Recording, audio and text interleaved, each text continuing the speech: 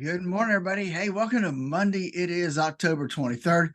Hope you guys had a great weekend as we head into this day and this week of earnings season.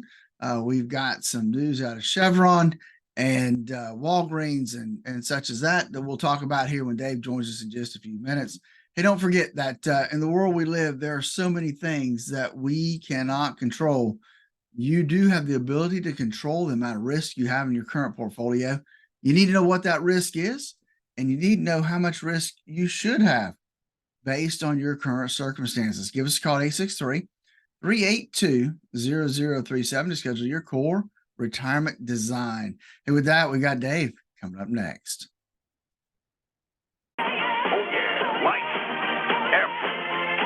And Katrina, and the waves are there. It's 66 degrees already, up to around 89 this afternoon.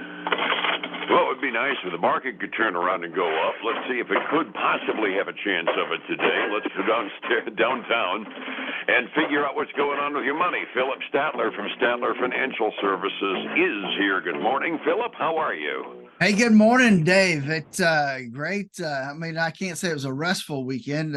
We worked our tails off for about 4 hours, 5 hours on Saturday, hauling stuff from people's cars to the shredder truck. And I've got the number. The official number is we did 5,770 pounds of shredded material. Yowzers, yowzers. That's 5,000 plus pounds worth of records that somebody isn't going to get scrawled by somebody getting a hold of their credit card statement. So thanks to everybody that dropped down. I had an absolute blast there spending time with you guys, and always happy to be a part of that. I think I like Saturdays in the fall, don't you? Absolutely. I mean, it was good because we had plenty of places for people to pull in and park. We could get the stuff out. So it was a great location, and I think we'll probably be back there again next year in the fall. Dynamite. It was a dynamite shredder day, and thank you very much for hosting me there. I really enjoy spending the time with you all. Going on to what we're supposed to be doing this morning, we're talking about money, and boy, it was Friday, another rotten day on Wall Street. Dow was off by 287, Standard & Poor's down by 54, and NASDAQ led the pack down a full 1.5%, down 202. We're now in danger of dipping below 33,000 on the Dow this week, and that starts getting into one of those psychological barriers that I really don't want to see them do. Yeah, I agree. And you're right. We're closer than what people may think. I mean, just looking at the futures this morning, they were in a foul mood this morning, to say the least. They have recovered a little bit, but still a lot of red ink across my ticker here. Oh, absolutely. We were talking before we went on the air, and neither one of us saw the news item coming across the ticker that would have prompted it. But about 2 a.m., the Dow futures fell like a rock by about 200 points, and I turned my page over into the Asian rim markets, and I suspect we probably got some economic news out of China that hasn't come to the top of our tickers yet, because when we get to the overseas markets, the Asian rim markets just had an absolutely brutal close this morning at 6 a.m., which kind of leads us into a real busy week for us this week, because not only are we going to get household names reporting, earning reports now basically starting tomorrow morning and all darned week long. After the close tonight, they start dumping data on us. But with the Federal Reserve meeting set to change interest rates on us, meeting on Halloween Day and then releasing their interest on Tuesday, the macro reports that come out this week are going to loom real large, and they aren't exactly chopped liver, because we're going to get a gross domestic product update as well as the PCE inflation rate as the week continues. And this is going to make it a pretty momentous week, isn't it?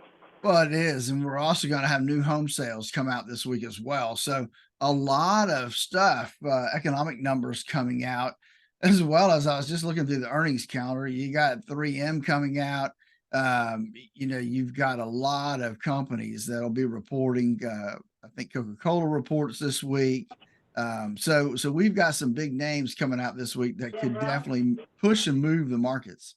Absolutely. I mean, this is the high-tech week down the process. Let me say, I know we got Facebook, we got Microsoft, we got Spotify, Amazon will be coming out on Thursday. I mean, the high-tech companies pretty much are all grouped together this week. And somewhere I remember I was reading that the 5 biggest tech companies are something like 20% of the total capitalization of the Standard & Poor's 500 right now.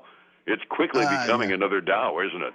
Yeah, it is. It's those companies have really have gotten huge, and that they can be a big impact on the indexes.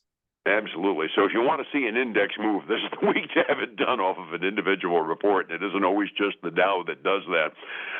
What are the expectations anyway? I mean, I'm getting all these mixed signals, and I know you read an awful lot more on these columnists than I do, as far as what the likelihood is for the Fed. Jay Powell last week was patting everybody on the head and saying, don't worry, we won't raise them again in December, but he really didn't say anything about November. I'm still reading we've almost got a split vote as to what they expect on the November rate increase on November 1st.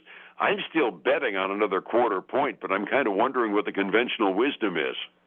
I've not seen, other than the talking heads from the Fed themselves, I've not really seen anybody give an opinion.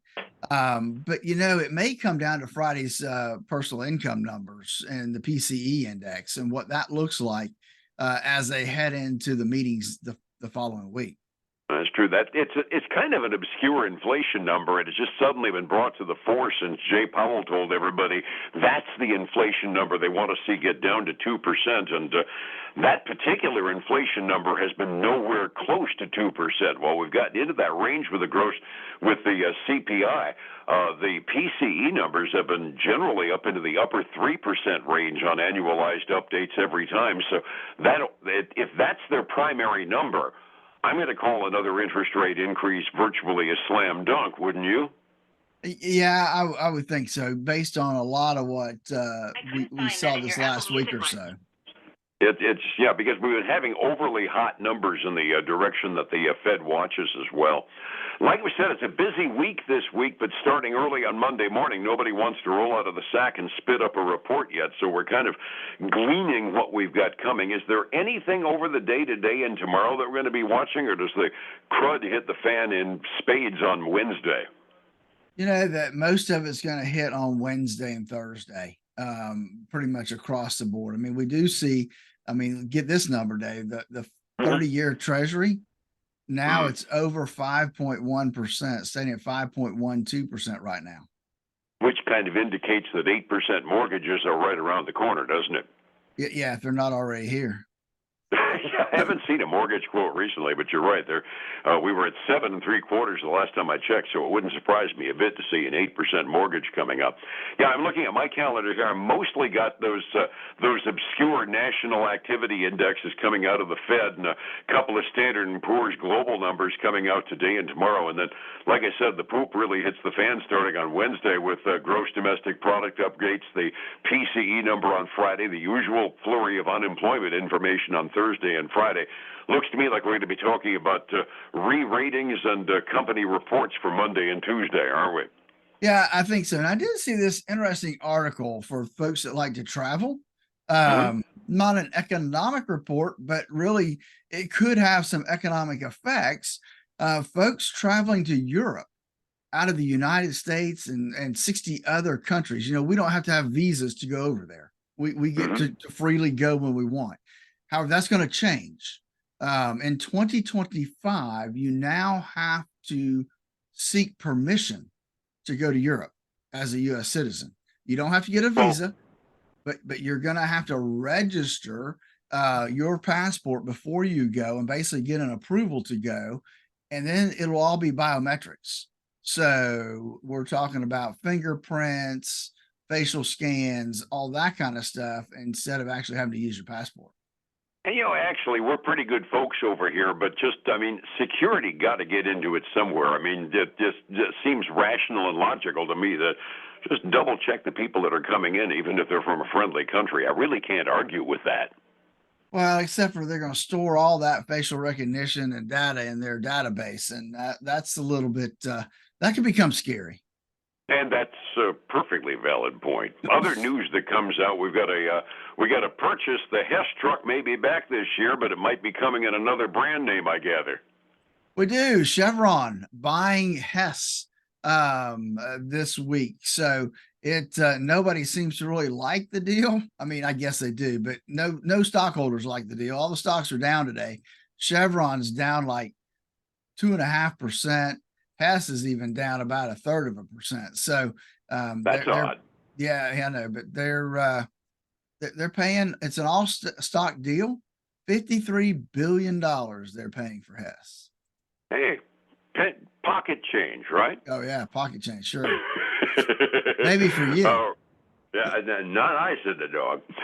Resetting the table for the morning off day and a substantial off day on Friday in all of the major indexes. I should note that the VIX was up over 21 for a little while last week. Let's see, where is it this morning?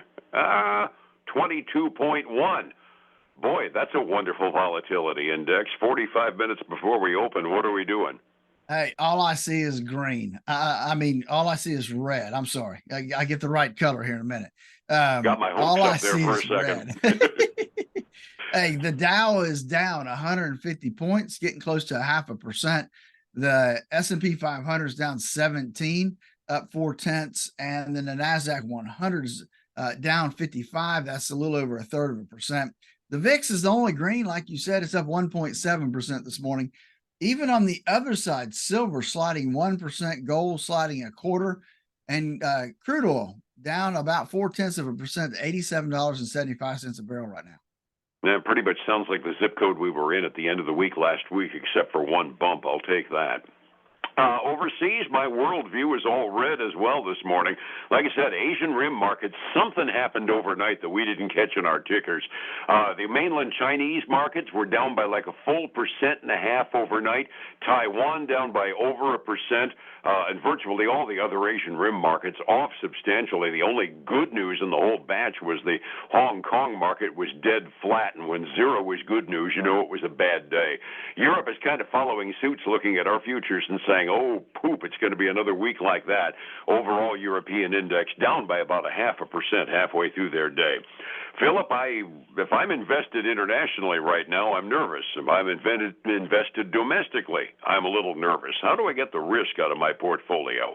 Yeah, that's exactly why we developed the core retirement design, to help people design that retirement they always dreamed of by looking at the risks they have in their portfolio and making sure that it's the right amount of risk for where they are in their life right now. Give us a call at 863-382-0037 to schedule your core retirement analysis.